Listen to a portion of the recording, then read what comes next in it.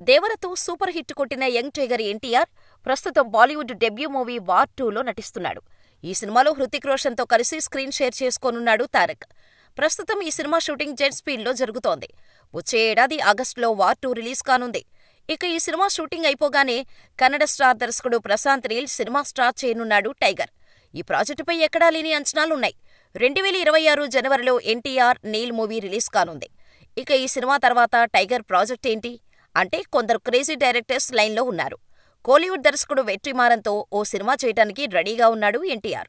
ఈ కాంబినేషన్ నుంచి ఎప్పుడైనా అఫీషియల్ అనౌన్స్మెంట్ రావచ్చు. ఇదిలా ఉండగానే జైలర్తో సూపర్ హిట్ కొట్టిన నెల్సన్కు కూడా ఓకే చెప్పినట్టుగా టాక్ ఉంది.